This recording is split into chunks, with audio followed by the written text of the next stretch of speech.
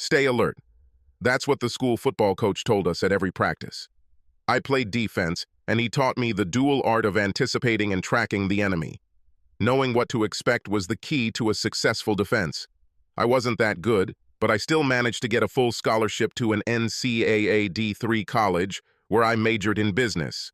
To work on a project in my junior year, Lucille, a slightly plump, red-haired girl with an outgoing personality, teamed up with me. As they say, one thing led to another, passions flared, and after graduating from college, we got married in the summer.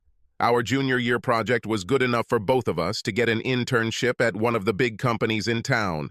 Malcolm Precision Instruments, she in sales, and I in accounting.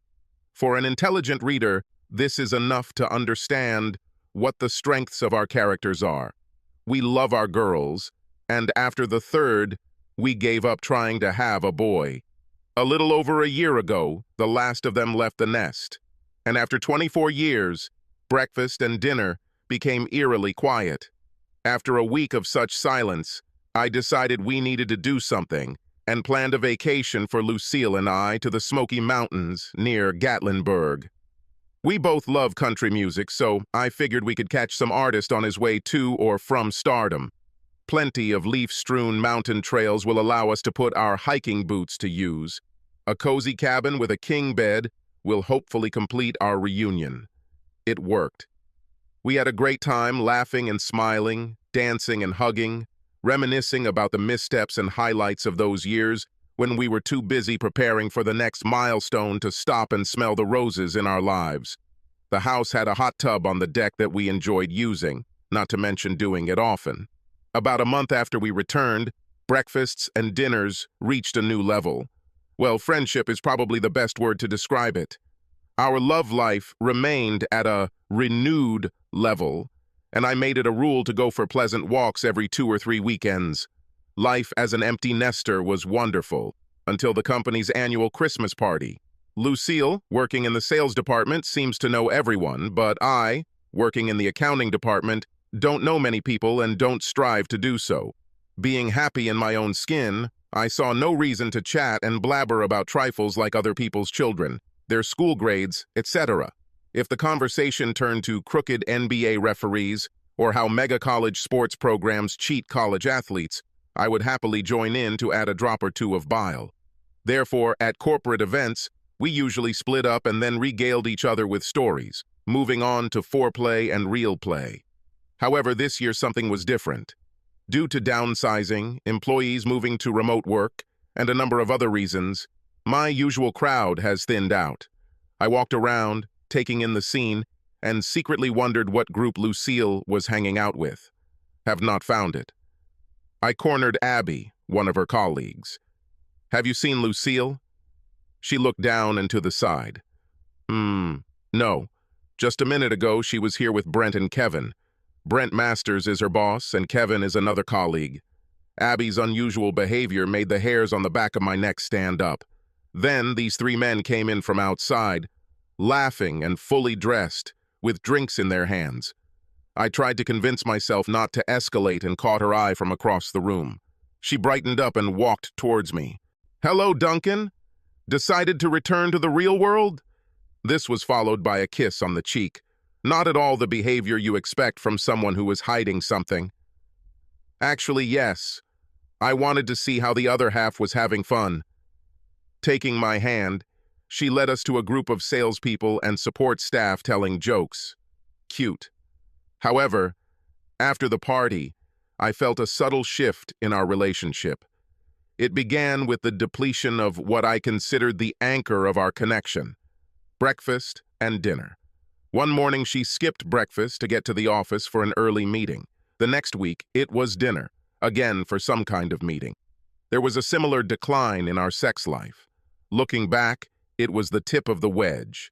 By spring, Lucille began to go missing, or at least frequently disappear from home. Looking back, I understand how I missed it, because it all started small and grew gradually. In April, she brought home a special quarterly bonus that made it seem almost worthwhile. Everything fell into place while planning for Memorial Day weekend. At dinner, one of those that now increasingly passes in silence, Lucille suddenly spoke. "Duncan, we need to talk." "Yes?" "The company is hosting a golf tournament for our top independents in Myrtle Beach the week after Memorial Day. I'll be gone from Tuesday until next Sunday." "It sounds tempting. And where will we stop?" "You're not going. This is an event only for sellers, and you, working in accounting, are not suitable. I can pay for myself. Surely you're not going to work with representatives 24/7, are you?" "Duncan, you will be the only spouse and distraction. In addition to golf, the company is planning several excursions with representatives, and, frankly, it would be awkward for me to be the only one with my spouse. No offense, but it will look like my obsessive husband doesn't trust his wife and has to look after her." "An obsessive husband, huh?" "I'm not saying that you are like that, but it will look like that. Do you want this?" "Lucille, what about our plans to go to the Keys with the girls?" "Oh, damn, you're right. I forgot about this." "Well?" She shook her head. "I'm really sorry. This is a corporate event, and even if I remembered, I would still have to go." "Can't we change the date?" "The girls have already made their plans for the summer. Why don't you change the date for Brent's sake? It's not like this will be your first time having sex with him."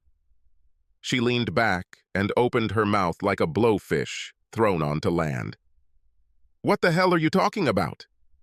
"What I'm saying is that after the Christmas party, you and Brent had dinner several times a week, first with someone else and then alone, after your first meeting at the Nice Night Motel the day before Valentine's Day. From then on, you organized sex marathons every week in different motels and planned to leave me and Sheila, his wife, after Memorial Day under the pretext of these golf competitions." Fear, awe, guilt, and surprise flashed across Lucille's face. "Where do you get such crazy ideas? You forgot or just didn't know that Brent is a serial womanizer. That means he's already dealt with several other women in your department. You are just the latest of them. Hell hath no fury like a woman scorned, and to deal with you, he kicked Brenda Thomas to the curb. Bad move. She never liked you because you are better than her, and you show it off to her. Everyone knows you're the most beautiful woman in the sales department. But Brent turned murderous when he dumped her right before Valentine's Day to jump on your bones, leaving her to spend the romantic holiday alone and rejected. Still burning from Brent's cold-blooded betrayal, she sought me out at a group Valentine's Day dinner and confronted me. You were so caught up in your new boyfriend that you didn't even notice. She filled me in on his modus operandi, the names of his favorite restaurants, and the days he could take without arousing his wife's suspicions. Oh, and his plans for your excursion. She also works in sales and said there will be no meetings with company representatives after Memorial Day. I paused. You knew your friend Brent was married, didn't you? Madison, who used to regularly participate in beauty pageants. He also has 3 children, although they are still in high school. The color drained from Lucilla's face. This conversation, as I guessed, did not go as she expected. Cool tomatoes. She shook her head slowly. I continued, I didn't know that he left Brenda or that he was married and the children were still in school. In a quiet voice, she answered, neither one nor the other. Oh, so you arrogantly considered him a happy bachelor and yourself so sexy that he couldn't keep his hands away from you. For some inexplicable reason, this handsome guy is without a woman and can't wait to jump into bed with you. I thought you were smarter, Luce. It's obvious that you have no decency or morals, but imagine my surprise when I discovered that you have no intelligence either. I woke up, cold. What is okay? During our marriage, I always gave you what you wanted. We didn't need such a big house, but you wanted it, so we bought it.